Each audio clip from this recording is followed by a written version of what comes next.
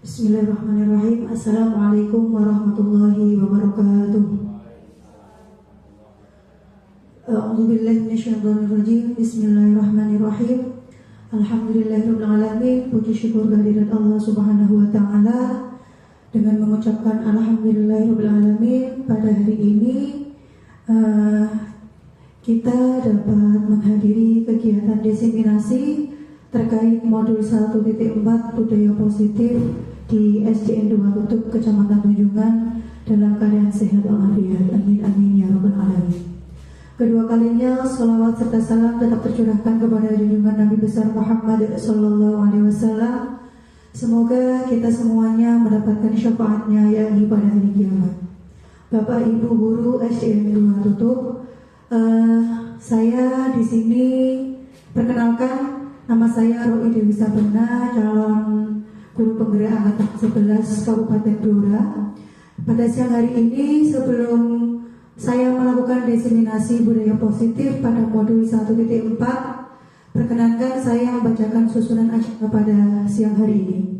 Acara yang pertama pembukaan, acara yang kedua menyanyi sholawat nariyah, dilanjutkan menyanyikan lagu Indonesia Raya, serta acara selanjutnya sambutan oleh Kepala SDN 2 Tutup, dilanjutkan pelaksanaan diseminasi tentang budaya positif modul 1.4. Bapak Ibu guru, mari untuk mengawali kegiatan kita pada siang hari ini, mari kita buka dengan bacaan suratul Fatihah bersama-sama. Alhamdulillah sholihah al-Fatihah. A'udzu billahi minasyaitonir rajim. Bismillahirrahmanirrahim. Alhamdulillahi rabbil alamin. Ar-Rahmanirrahim. Maliki yaumiddin. Iyyaka na'budu wa iyyaka nasta'in. Ihdinas siratal mustaqim. Siratal ladzina an'amta 'alaihim ghairil maghdubi 'alaihim waladdallin. Rabbi ighfirli wa liwalidayya wa lil mu'minina amin. Amin amin ya rabbal alamin. Semoga dengan bacaan suratul Fatihah bisa memperlancar kegiatan kita pada siang hari ini. Acara selanjutnya yaitu membacakan sholawat nariyah yang akan dipimpin oleh Ibu Supriyati SPD. Kepadanya dipersilakan.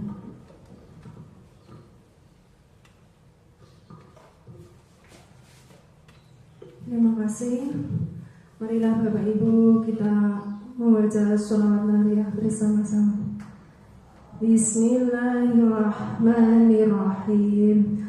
Allahumma sholli sholatan kamilatan wa salim salaman taman ala sayyidina Muhammadin illadhi tanhalu bihi al-uqadu wa tanfarizu bihi al-qurabu wa tuqadha bihi al-hawaiju wa tunnalu bihi al-ghaibu wa husnul khawatimi wa yustasqal dhamamu biwajhil karim wa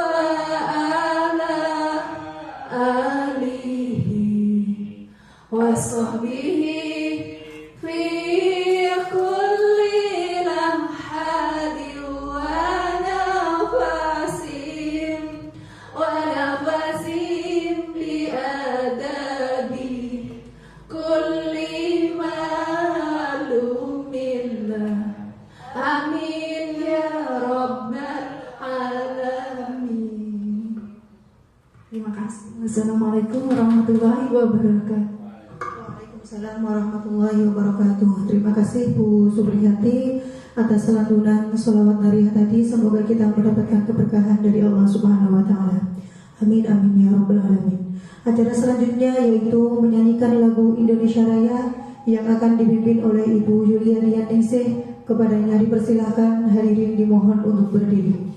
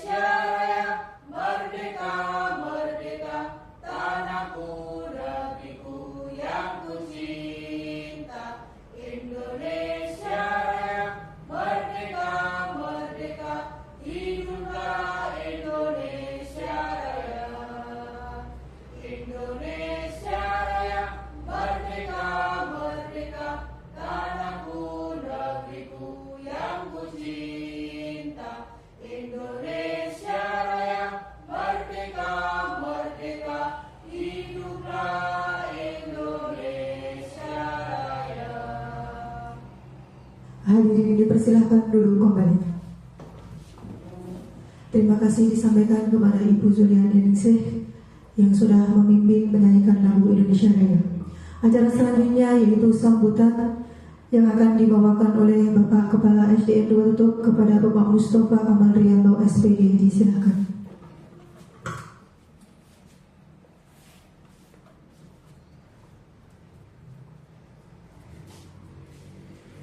Assalamualaikum warahmatullahi wabarakatuh. Bismillahirrahmanirrahim. Alhamdulillahirrahmanirrahim. Pada pagi siang hari ini kita senantiasa masih diberikan nikmat yang berupa kesehatan sehingga kita dapat berkumpul di ruangan kelas 5 SDN 2 Tutup untuk mengikuti kegiatan diseminasi yang akan dilakukan oleh Bu Roy Dewi Sabana SPD. Bapak Ibu yang hadir pada pagi siang hari ini, kami mengucapkan banyak terima kasih kepada Bu Roy yang pada pagi hari ini dapat melaksanakan kegiatan diseminasi, dan kemudian kepada Bapak Ibu yang mengikuti, kami juga mengucapkan banyak terima kasih. Ini karena merupakan bentuk support, bentuk support untuk Bu Roy kaitannya dengan tugas yang akan disampaikan pada pagi hari ini, yaitu modul 1.4 dengan pokok bahasan budaya positif. Semoga apa nanti yang disampaikan juga dapat dicatat, mungkin sebagai tambahan masukan pengertian yang perlu diberikan kepada putra-putri kita di sekolah maupun semuanya ini dapat dimanfaatkan dalam kehidupan bermasyarakat. Dan hari ini kami selaku yang dituakan di SDN 2 Tutup sangat mendukung sekali atas kegiatan pada pagi hari ini. Semoga nanti dapat berjalan dengan lancar dan penuh dengan keberkahan. Mungkin itu saja yang bisa saya sampaikan. Terima kasih, selamat berjuang buat Bu Roy. Assalamualaikum warahmatullahi wabarakatuh.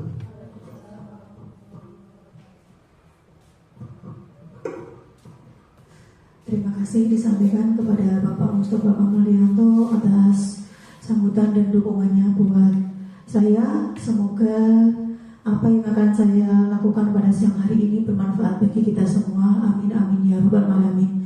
Bapak Ibu, sebelum saya menyampaikan diseminasi pada modul 1.4 tentang budaya positif, biar tambah semangat ya Bapak Ibu, mohon untuk berdiri terlebih dahulu.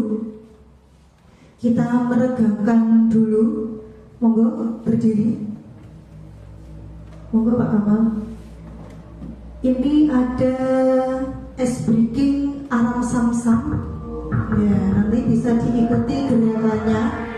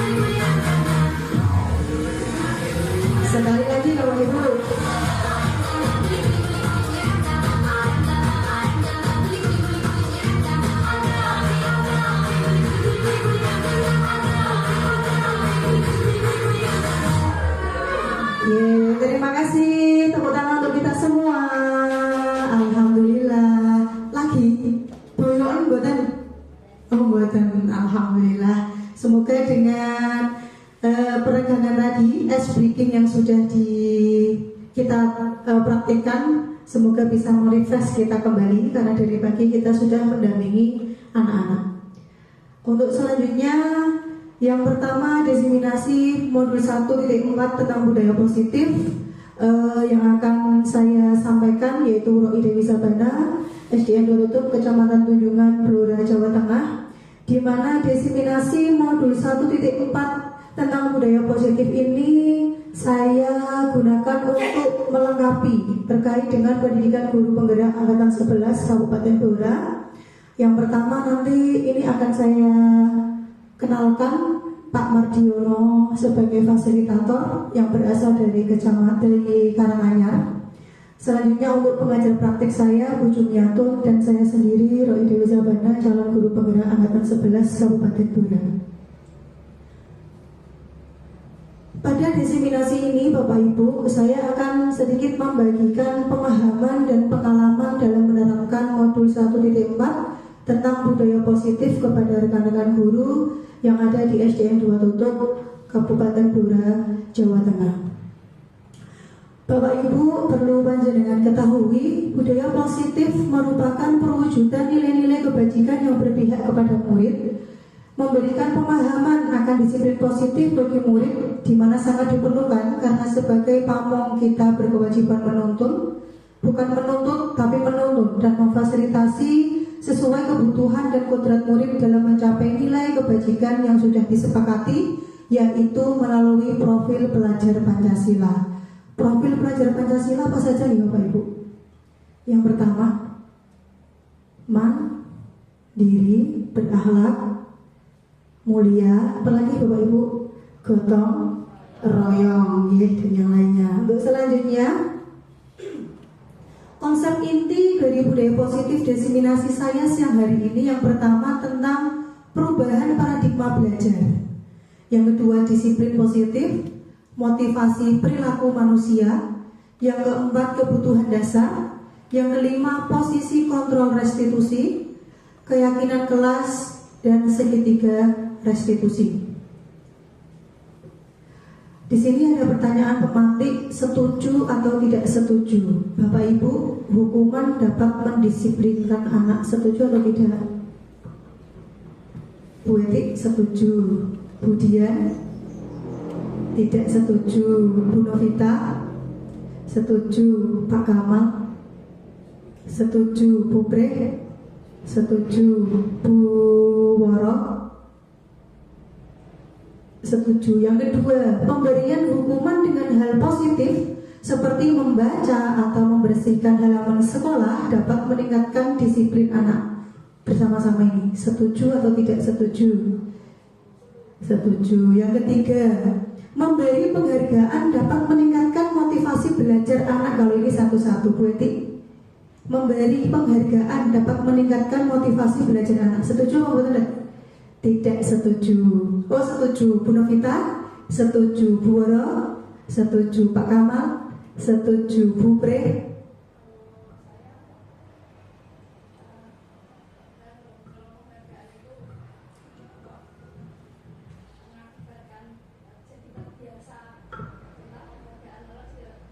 Tidak setuju. Oh berarti oke. Bu Dian setuju. Pak Guntur, memberi penghargaan dapat meningkatkan motivasi belajar anak. Setuju apa tidak Pak? Tidak setuju. Tidak apa-apa. Setuju dan tidak setuju itu nanti akan kita ketahui melalui restitusi, paradigma belajar dan yang lainnya. Selanjutnya, modul 1.4 budaya positif, materi yang pertama yaitu tentang perubahan paradigma belajar. Perubahan paradigma kegiatan kepalan tangan. Bapak Ibu minta tolong dikepal semua tangannya Bapak Ibu seperti ini. Buatlah sebuah kepalan. Teman Anda akan mencoba dengan sekuat tenaga dengan berbagai cara untuk meminta Anda membuka kepalan tersebut. Apakah akan panjenengan lepaskan atau tidak kepalan itu ketika panjenengan dipaksa dengan bujukan, dengan mengancam, dengan menghardik, merayu, menyuap, apa saja akan dapat membuka kepalan tangan Anda. Apakah akan dengan senang hati atau tidak, dengan berbagai alasan, atau bagaimana, Bu Pre?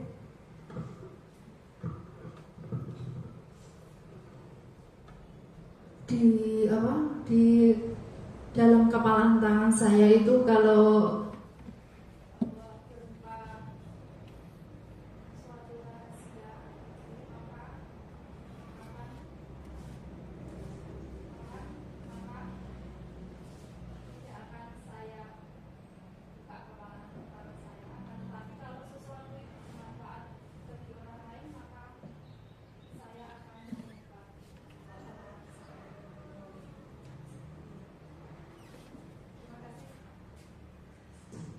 Terima kasih Bu Bre. Tepuk tangan untuk Bu Bre terlebih dahulu, Bapak Ibu. Betul sekali.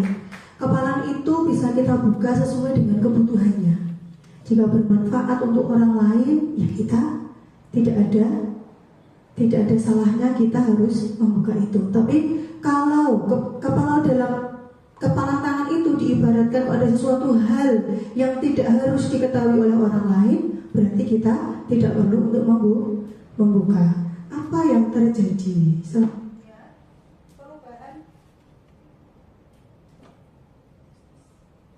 Perubahan paradigma teori kontrol atau teori pilihan terkait dengan ilusi kontrol, di mana yang pertama nanti akan saya sampaikan ilusi guru mengontrol murid.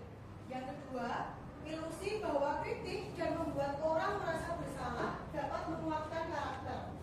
Dan yang ketiga, ilusi bahwa semua penguatan positif, efektif, dan bermanfaat. Yang Selanjutnya, ilusi bahwa orang dewasa memiliki hak untuk memaksa. Pertanyaannya Bapak Ibu, apakah guru bisa setiap hari harus mengontrol murid tanpa kita bertanya kepada murid apa yang mereka inginkan?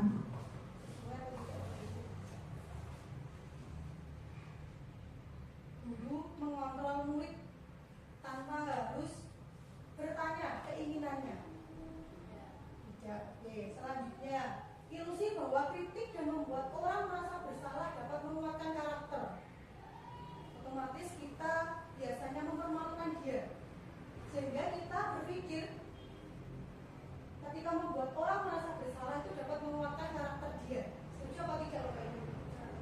Tidak.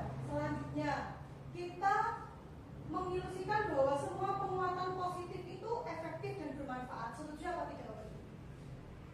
Penguatan positif itu efektif dan bermanfaat bagi murid kita.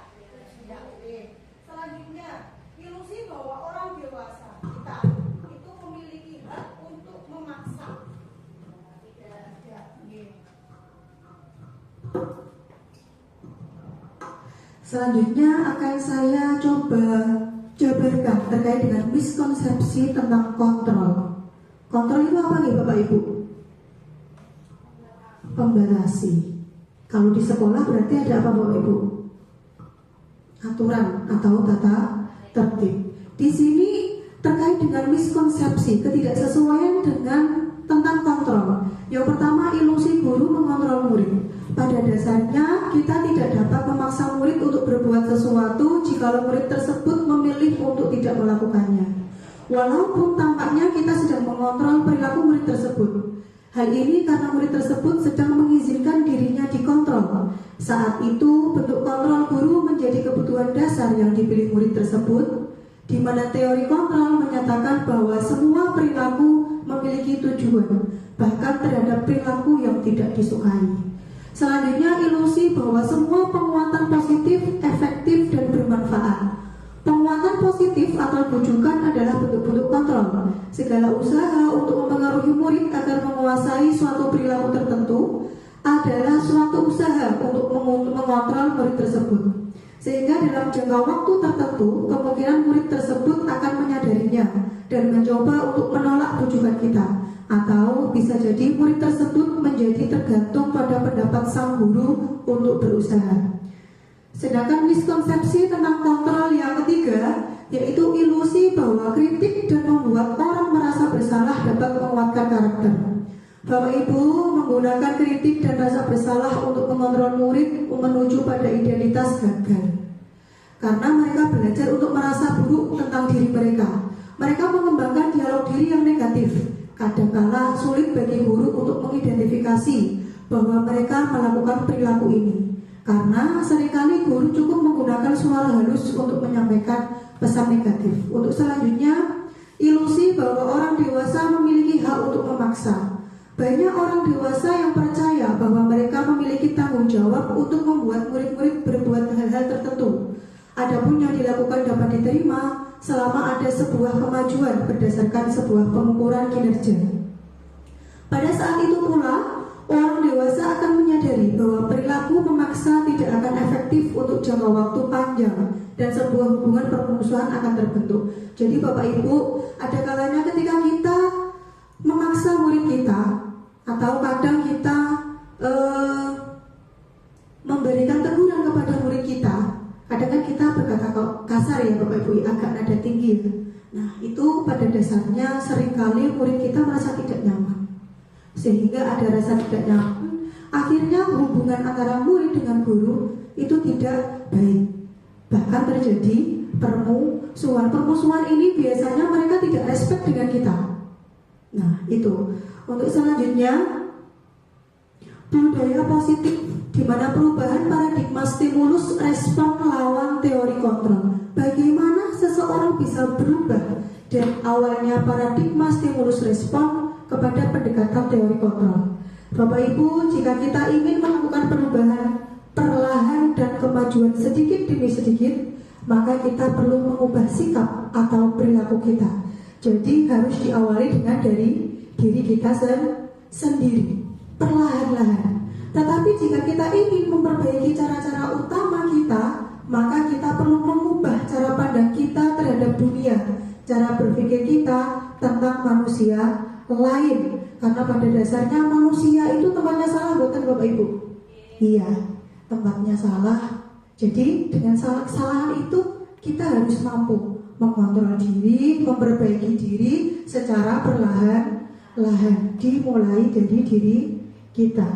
Untuk selanjutnya Bapak Ibu, perubahan paradigma stimulus respon, teori kontrol atau teori pilihan. Ini siapa sesungguhnya yang memiliki kontrol? Yang pertama, stimulus respon. Kita mencoba mengubah orang agar berpandangan sama dengan kita. Akan tetapi pada teori kontrol, kita berusaha memahami pandangan orang lain tentang dunia. Karena apa? Orang lain itu memiliki pandangan yang berbeda. Sedangkan di stimulus respon, perilaku buruk dilihat sebagai suatu kesalahan. Sedangkan teori kontrol, semua perilaku memiliki tujuan. Biasanya Bapak Ibu guru, anak didik kita itu kan biasanya sering mencari perhatian kepada kita, betul? Nah, kadang kita tidak menyadari. Nah, sehingga kita harus sebagai guru itu harus memiliki jiwa yang empati, simpati kepada peserta didik kita atau murid kita. Makanya setiap pagi tidak ada salahnya kita bertanya sudah sarapan atau belum, bagaimana perasaan kalian pada pagi hari ini, senang atau tidak, seperti itu. Selanjutnya, stimulus respon, orang lain bisa mengontrol saya. Senang Bapak Ibu kalau panjenengan dikontrol orang lain? Tidak. Pada teori kontrol, hanya Anda yang bisa mengontrol diri Anda. Ketika panjenengan bisa mengontrol diri Anda, insya Allah panjenengan akan menjadi diri sendiri. Pada stimulus respon, pemaksaan ada pada saat bujukan gagal. Pada teori kontrol, kolaborasi dan konsensus menciptakan pilihan-pilihan baru.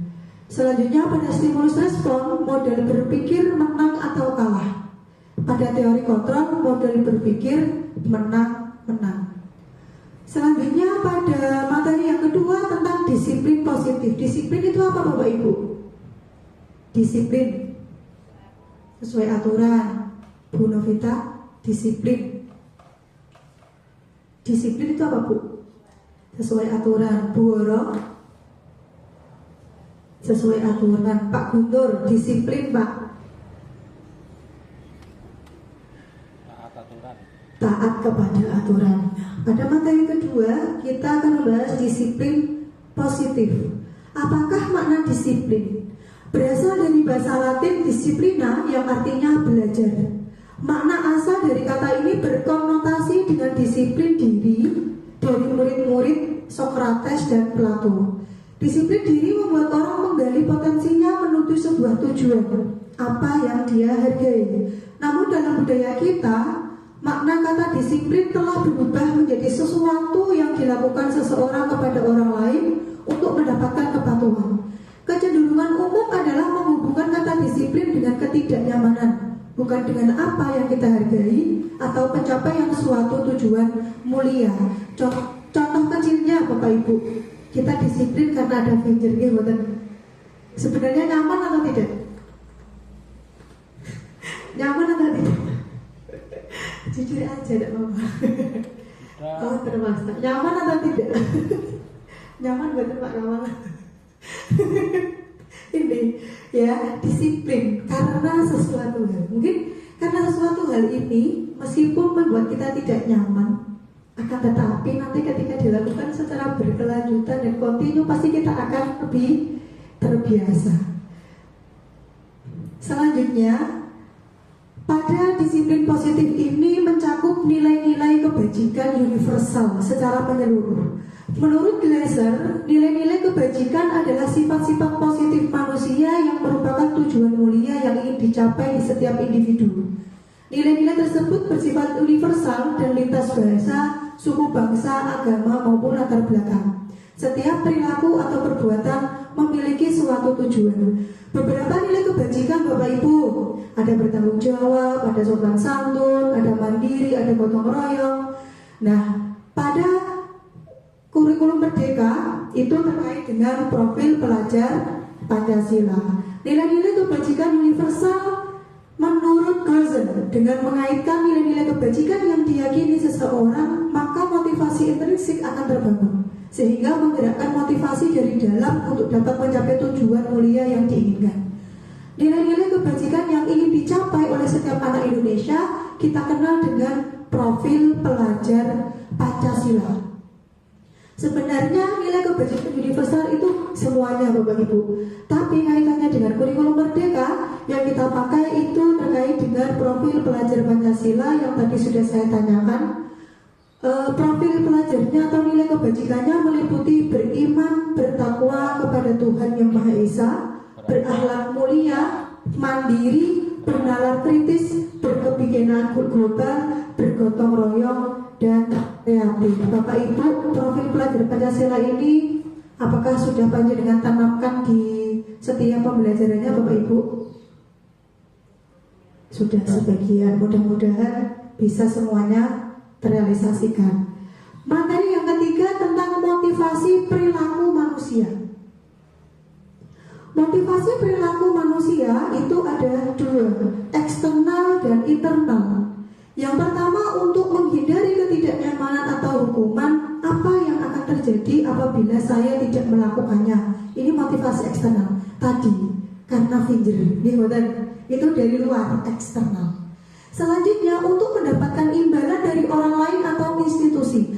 Aku mengko kudune dadi guru yang berprestasi biar mendapatkan penghargaan atau imbalan. Ini berarti motivasi dari eksternal karena berasal dari luar. Sedangkan dari diri sendiri, saya akan menjadi orang seperti apa bila saya melakukannya. Di sini Bapak Ibu, tujuan utamanya dari disiplin positif itu adalah motivasi manusia yang berasal dari diri kita sendiri, bukan karena orang lain, ya. Meskipun nanti dari disiplin positif kita yang dari internal itu, nanti imbasnya juga akan ada motivasi eksternal. Perbedaan hukuman dan konsekuensi terkait dengan perilaku disiplin positif. Hukuman, sesuatu yang menyakitkan harus terjadi. Sedangkan konsekuensi, sesuatu harus terjadi. Sedangkan hukuman membuat anak sakit fisik maupun hati untuk jangka waktu lama. Sedangkan konsekuensi, anak menghargai disiplin. Hukuman bersifat paksaan, sedangkan konsekuensi stimulus dan tanggapan. Hukuman mendorong anak menyakiti diri sendiri, sedangkan konsekuensi mendorong anak agar mudah menyesuaikan diri. Hukuman konsep diri yang buruk, sedangkan konsekuensi konsep diri yang baik. Hukuman anak belajar untuk menyembunyikan kesalahan, sedangkan konsekuensi anak belajar untuk mematuhi peraturan. Hukuman marah, rasa bersalah, dipermalukan, merasa tidak dihargai. Sedangkan konsekuensi kehilangan hak, dibuat tidak nyaman, diasingkan untuk sementara waktu. Ada batasan waktunya.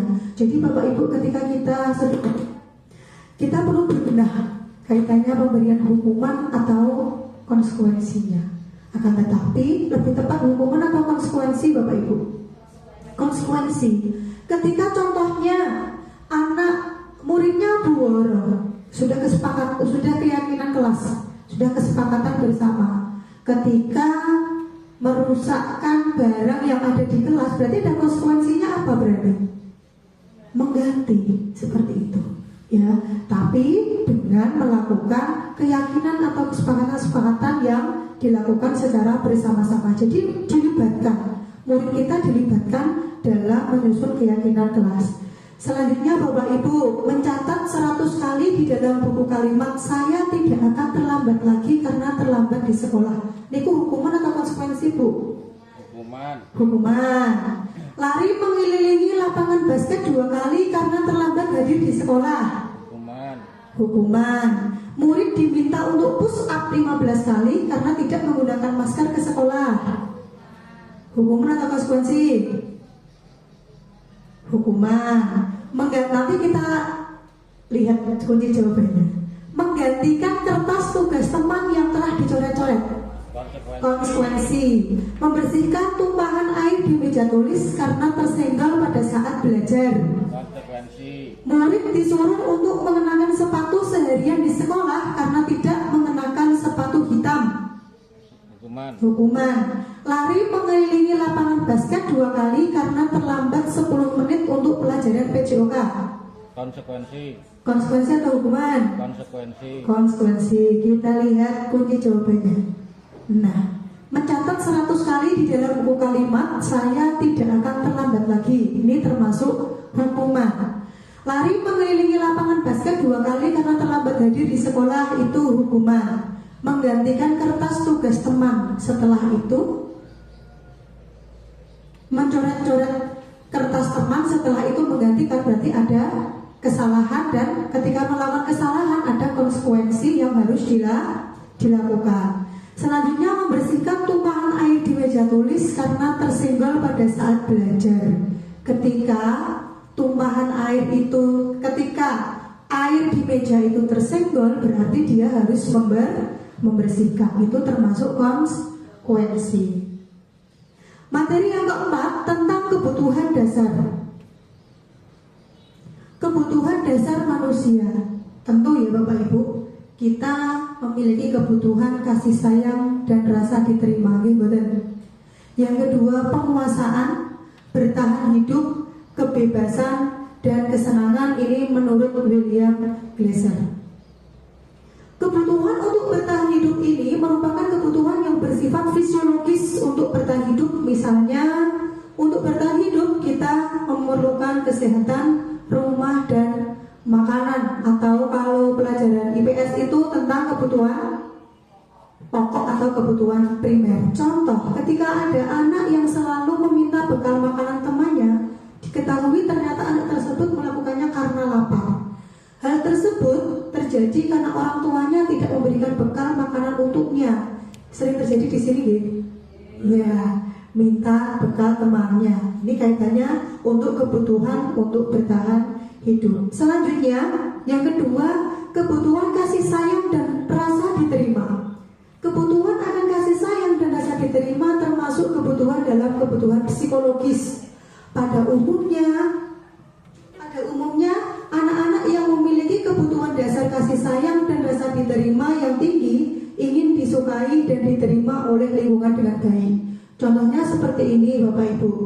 Ketika seorang anak membuat masalah untuk mendapatkan perhatian dari teman, guru maupun orang tuanya, maka kebutuhan dasar yang sedang dipenuhi oleh anak tersebut ialah kebutuhan akan kasih sayang atau rasa diterima. Karena mungkin mereka tidak mendapatkan rasa kasih sayang itu di rumah. Sehingga mereka membutuhkan atau bahkan biasanya mencari perhatian. Ada ya Bapak Ibu murid kita yang seperti ini.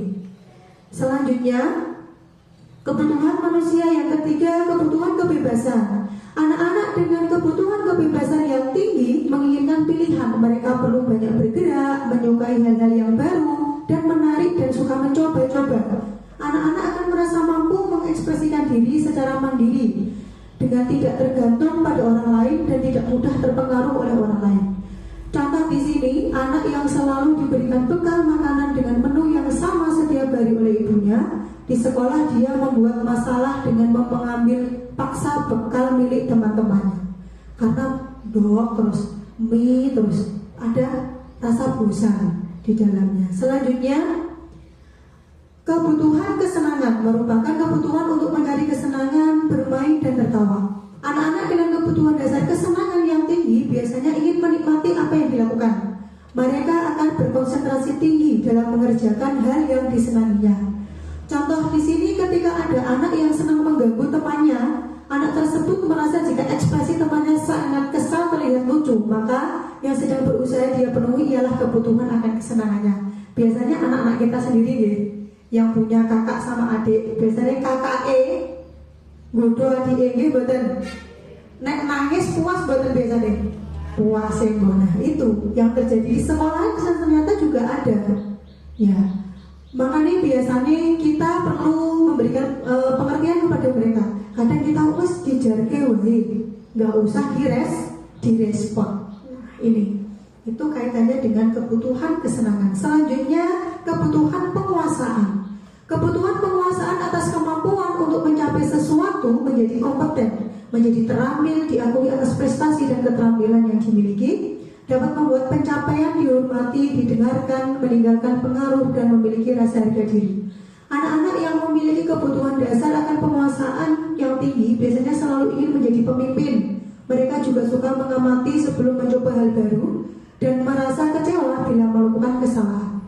Mereka juga biasanya rapi dan sistematik dan selalu ingin mencapai yang terbaik.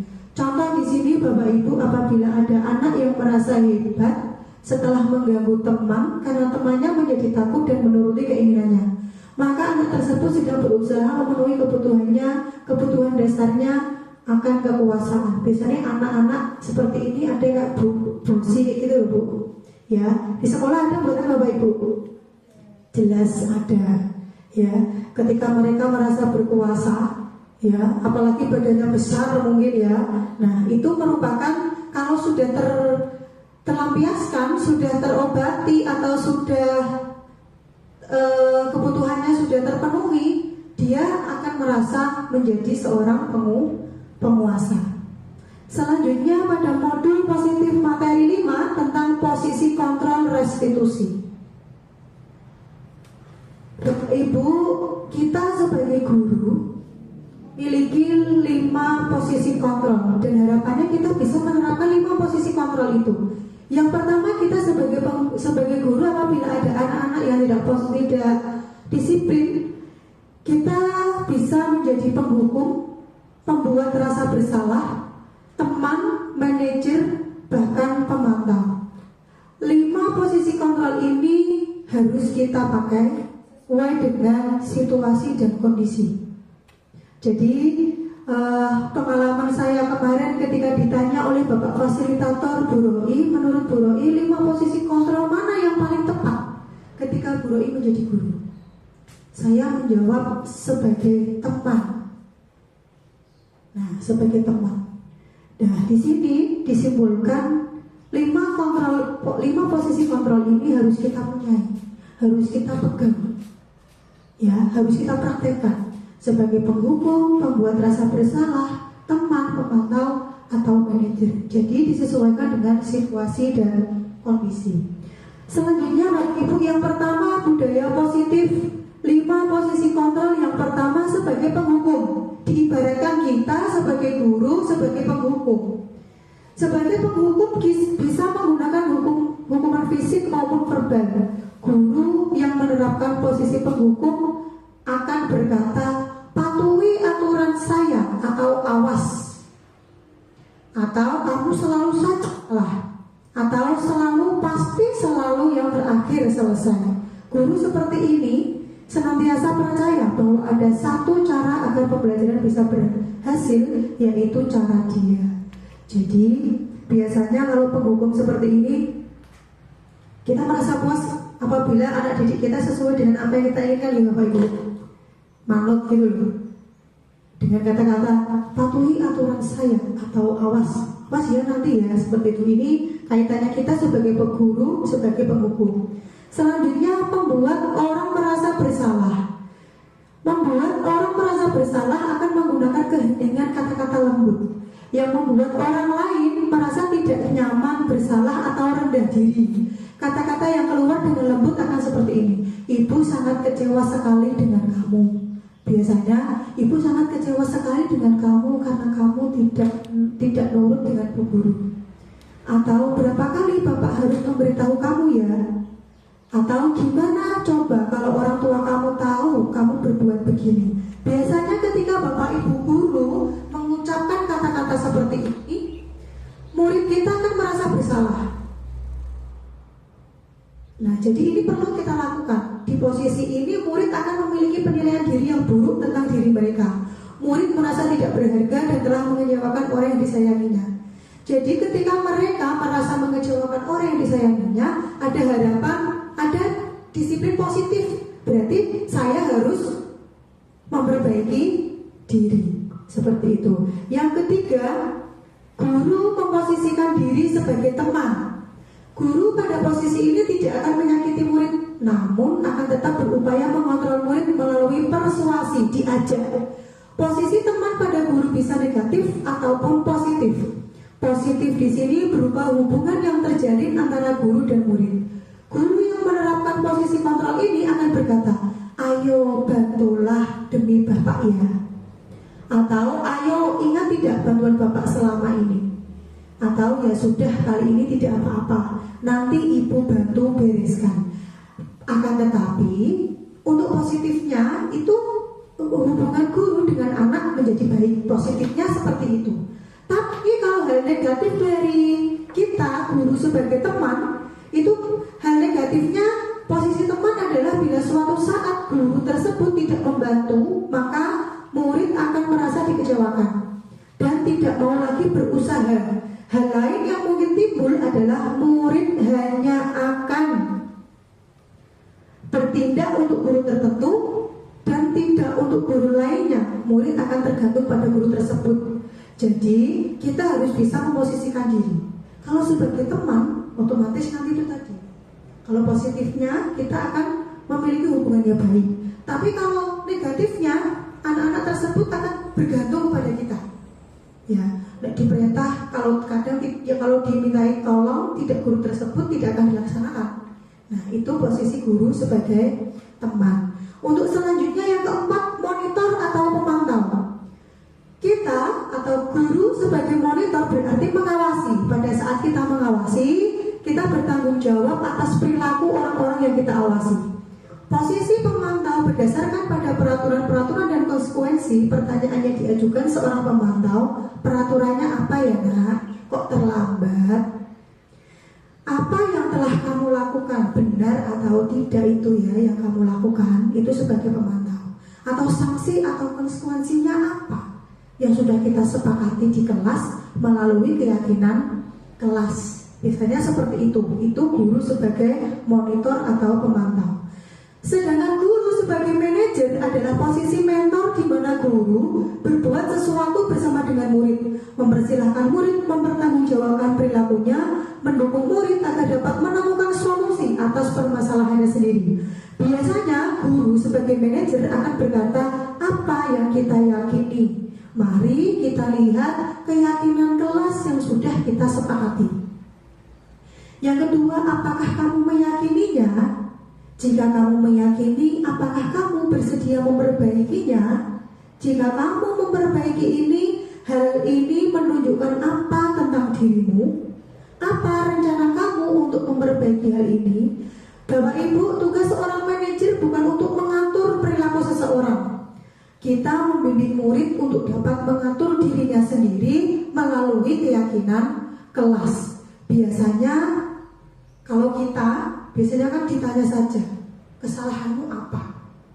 Tanpa bertanya keyakinan kelas yang sudah kita sepakati. Jadi Bapak Ibu mulai sekarang bisa diperbaiki lagi. Kita buat keyakinan kelas bersama anak-anak. Jika terlambat atau jika tidak mengumpulkan PR, konsekuensinya apa? Konsekuensi ini kita florkan ke anak.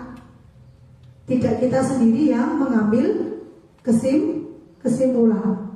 Selanjutnya pernyataan-pernyataan. Ini nanti monggo kita bareng-bareng, entah itu manajer atau penghukum atau membuat kesalahan atau teman. Saya kecewa sekali dengan kamu.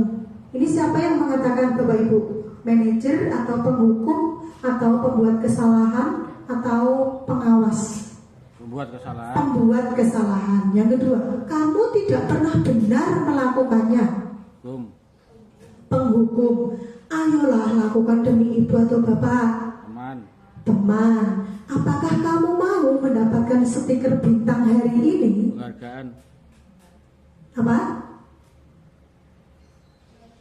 Penghargaan. Bagaimana kamu bisa menyelesaikan masalah ini? Manajer, kamu selalu yang paling terakhir. Penghukum, kita lihat kunci jawabannya.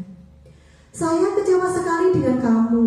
Itu membuat orang merasa bersalah. Ada kata-kata kecewa sekali, sehingga murid itu akan merasa buruk karena sudah mengecewakan orang lain atau orang tuanya.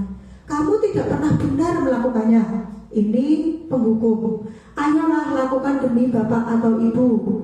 Guru sebagai teman. Apakah kamu mau mendapatkan stiker bintang hari ini, pemantau atau monitor? Bagaimana kamu bisa menyelesaikan masalah ini? Guru sebagai manajer. Sedangkan kamu selalu yang paling terakhir, itu adalah penghukum.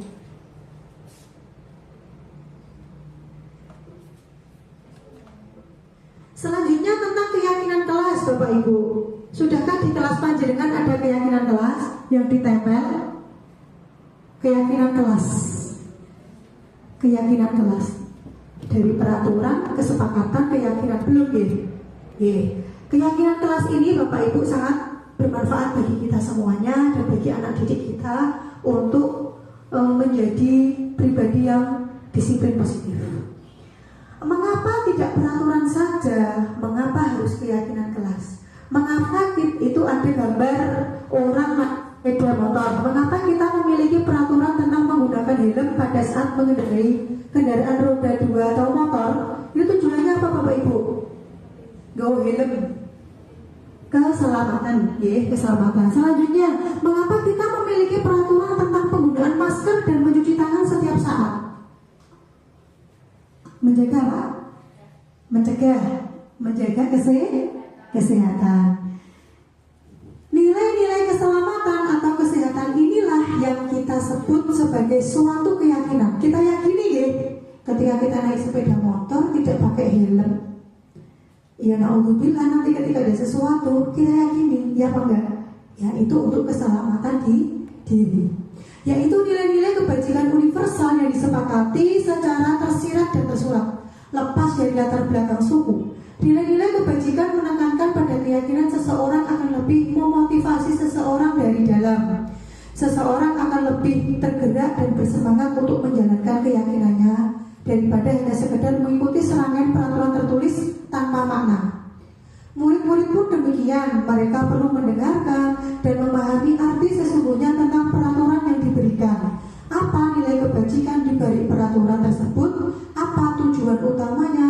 Dan menjadi tidak tertarik atau takut sehingga hanya sekedar mengikuti serangkaian peraturan-peraturan yang mengatur mereka tanpa memahami tujuan mulianya. Bapak Ibu, sebelum saya lanjutkan, biasanya ketika ada murid Bapak Ibu yang mungkin tidak sesuai dengan aturan, Bapak Ibu juga menanyakan konsekuensinya apa tidak, Bu?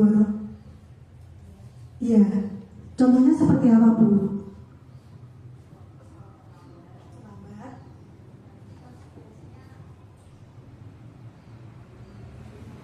Supaya sesuai kesepakatan atau keyakinan kelas. Nah, seperti itu harapannya. Jadi anak memiliki tanggung jawab. Jadi anak itu menerapkan kedisiplinan itu tidak hanya aku nanti di situ sesuai dengan peraturan yang di kelas, tidak. Tapi mereka pun juga ketika akan melakukan kesalahan mereka berpikir. Nah, selanjutnya pembentukan keyakinan sekolah atau kelas. Keyakinan kelas bersifat lebih abstrak daripada peraturan yang lebih rinci dan konkret. Keyakinan kelas berupa pernyataan-pernyataan universal. Pernyataan keyakinan kelas senantiasa dibuat dalam bentuk positif. Selanjutnya, keyakinan kelas hendaknya tidak terlalu banyak sehingga mudah diingat dan dipahami oleh semua warga kelas. Keyakinan kelas sebaiknya sesuatu yang dapat diterapkan di lingkungan tersebut. Semua warga kelas hendaknya ikut berkontribusi dalam pembuatan keyakinan kelas lewat kegiatan curah pendapat. Selanjutnya, bersedia meninjau kembali keyakinan kelas dari waktu ke waktu. Jadi Bapak Ibu, normalnya keyakinan kelas ini tidak kita buat sendiri, akan tetapi melibatkan murid-murid kita. Ketika kita melibatkan murid-murid kita, ketika ada mungkin kalau dari Bu Oro tadi ya, ketika terlambat masuk kelas, konsekuensinya apa? Jadi mereka yang memberikan konsekuensi sendiri. Sehingga ketika mereka ikut dalam menyusun keyakinan kelas dan tahu konsekuensi apabila dia atau mereka melakukan kesalahan, jadi mereka akan lebih sedikit melakukan kesalahan. Jadi mereka akan berpikir, saya tidak akan melakukan yang tidak baik. Selanjutnya, prosedur pembentukan keyakinan kelas. Jadi ada tata caranya Bapak Ibu. Yang pertama, mempersilahkan murid untuk bercurah pendapat tentang peraturan yang perlu disepakati. Biasanya bertanggung jawab. Bertanggung jawabnya itu bertanggung jawab dengan apa? Bertanggung jawab dengan apa, Bapak Ibu? Ya. Yang kedua, mencatat semua masukan di papan tulis di mana semua murid bisa melihat hasil curah pendapatnya. Susunan keyakinan kelas sesuai prosedur pembentukan keyakinan kelas. Gantilah kalimat dalam bentuk negatif menjadi positif. Contoh kalimat negatif, jangan berlari di kelas. Hindari kata-kata jangan. Dirubah menjadi kalimat positif, berjalanlah di kelas. Janganlah membuang sampah sembarangan.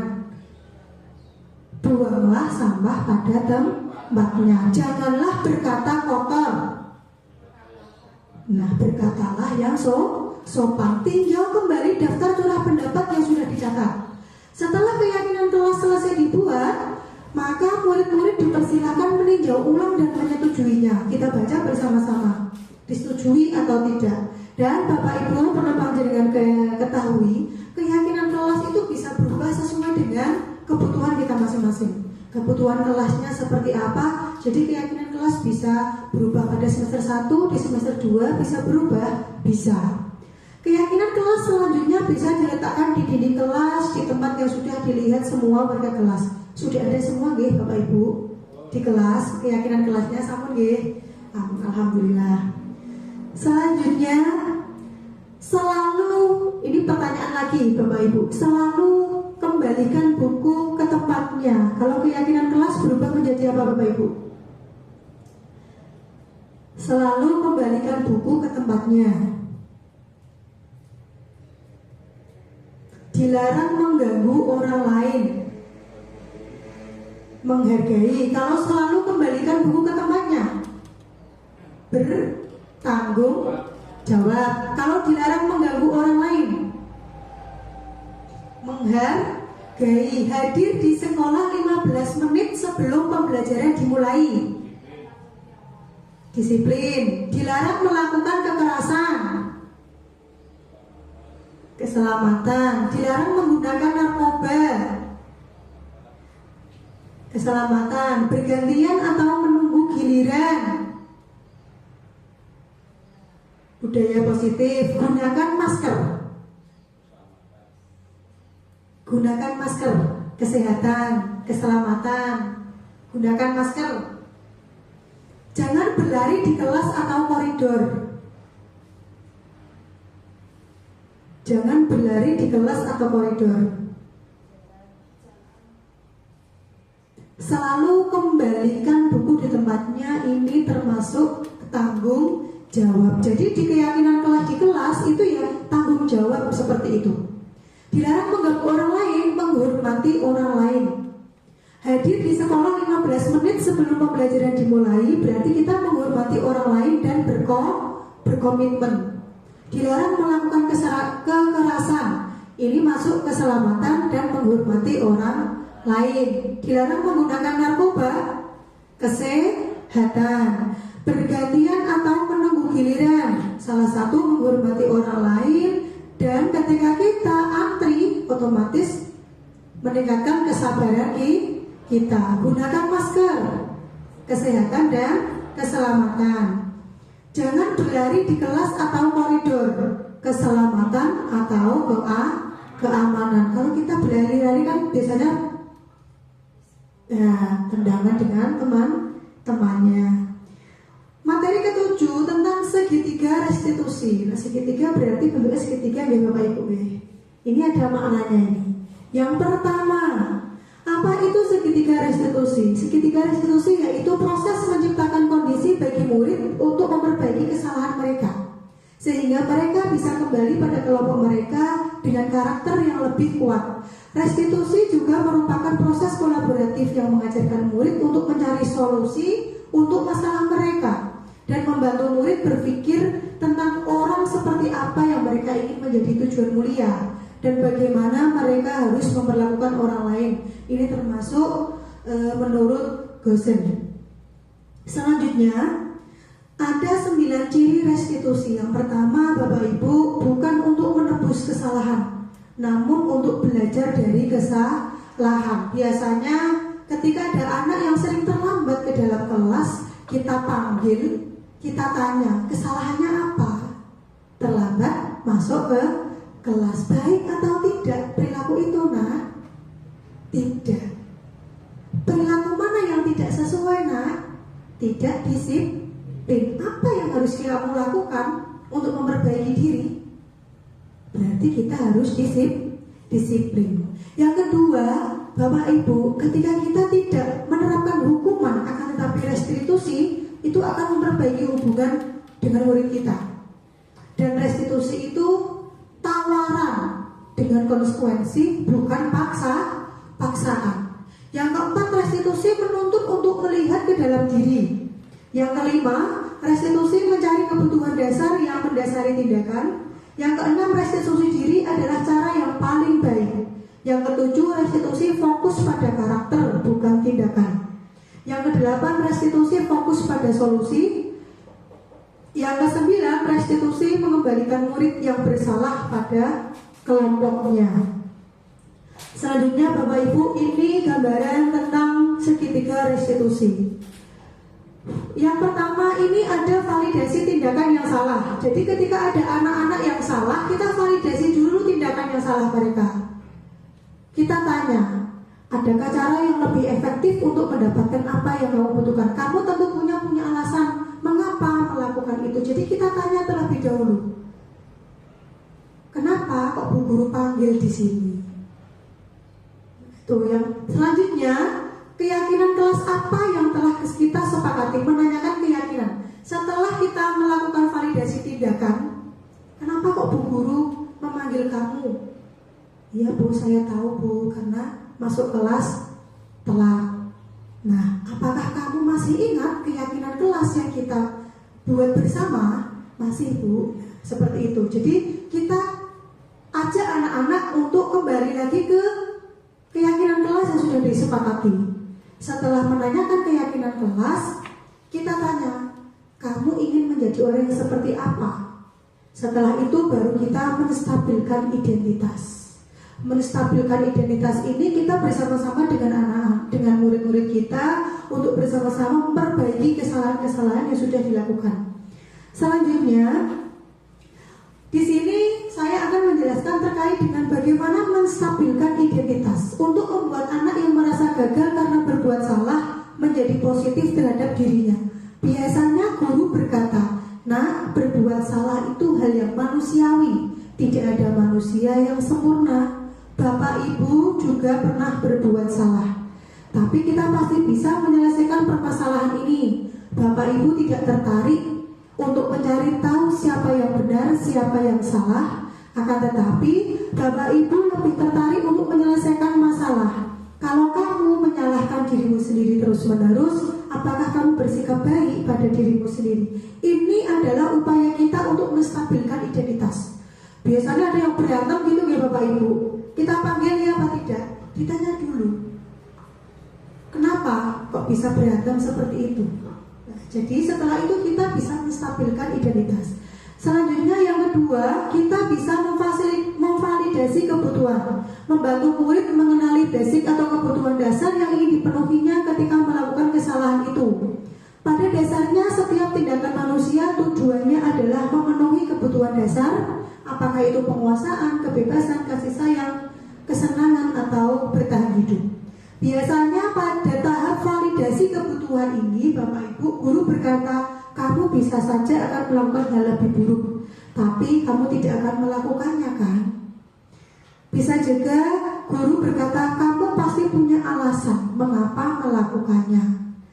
Selain itu, apa yang penting bagi kamu? Kamu boleh tetap berusaha menjaga sikap itu, tapi tambahkan sikap lain yang baru. Selain itu, maukah kamu belajar cara lain untuk mendapat yang kamu butuhkan tanpa harus memukul? Selanjutnya, apakah kamu bisa melakukan dengan lebih baik untuk besok lagi? Dari validasi tadi, kita ajak anak-anak kita yang membuat kesalahan dengan menanyakan keyakinan. Anak melihat kesalahan dihubungkan dengan norma sosial dan nilai-nilai yang berdasari manusia berinteraksi dengan orang lain. Biasanya pada tahap menanyakan keyakinan ini, pada segitiga restitusi, guru pasti akan berkata, apakah nilai yang kita percaya di kelas sekolah kita? Nilai-nilai universal apa yang telah kita sepakati? Kalau ada anak yang berantem, berarti kita panggil, kita tanya keyakinan kelasnya. Biasanya ada menghormati orang lain untuk tidak berantem atau tidak bertengkar. Selanjutnya, biasanya guru juga berkata, kelas yang ideal itu seperti apa ya? Kamu ingin jadi anak yang seperti apa? Apa yang kamu rasakan ketika kamu melakukan itu? Kamu menjadi orang yang ingin seperti apa? Setelah kita melakukan keyakinan kelas, mengingatkan kembali anak-anak tersebut dengan keyakinan kelas itu, kita ajak anak tersebut. Setelah kita tahu dengan keyakinan itu, kita akan menjadi anak yang seperti apa? Selanjutnya, tentang implementasi yang sudah saya lakukan dalam kegiatan keyakinan kelas ini, Bapak Ibu, saya melibatkan anak didik untuk menyusun keyakinan kelas. Ini adalah bukti dokumentasi yang sudah saya lakukan kepada peserta didik dalam melakukan penyusunan keyakinan kelas. Ini adalah respon murid.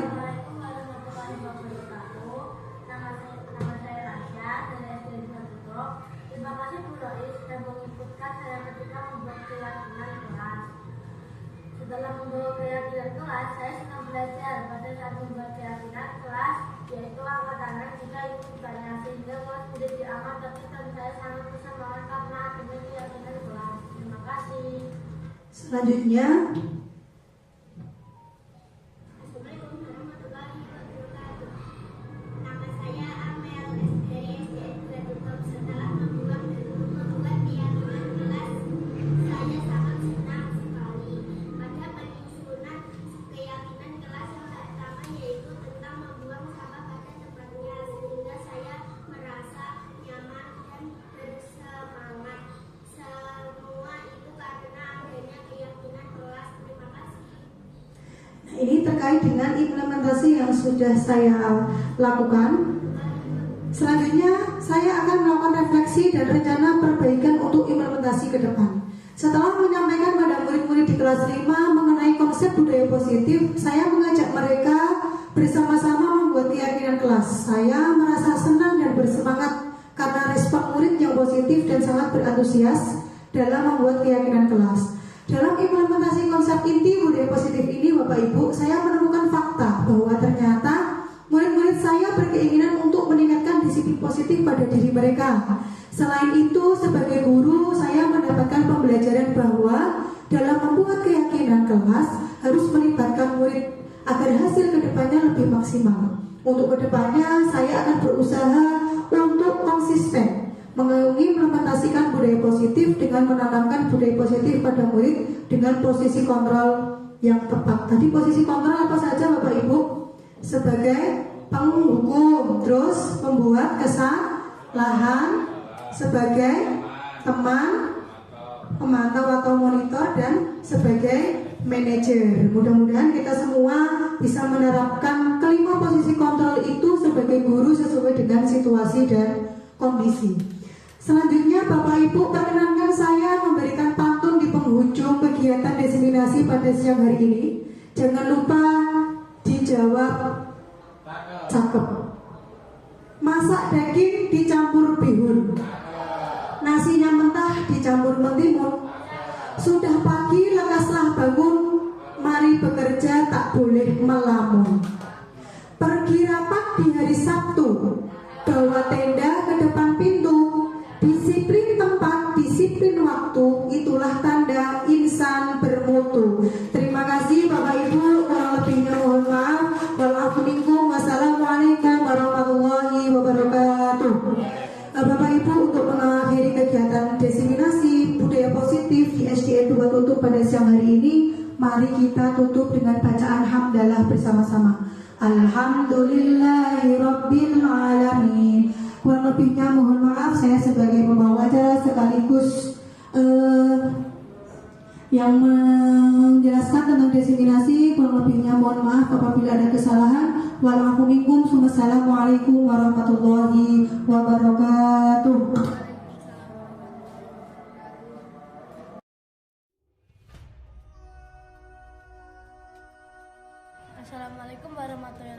Assalamualaikum warahmatullahi wabarakatuh. Nama saya Tasya dari SDN 2 Tutup. Terima kasih Bu Roi sudah mengikutkan saya ketika membuat keyakinan kelas. Setelah membawa keyakinan kelas, saya senang belajar pada saat membuat keyakinan kelas, yaitu angkat tangan jika ingin bertanya, sehingga kelas menjadi aman, tertib, dan saya sangat bersemangat karena adanya keyakinan kelas. Terima kasih. Assalamualaikum warahmatullahi wabarakatuh.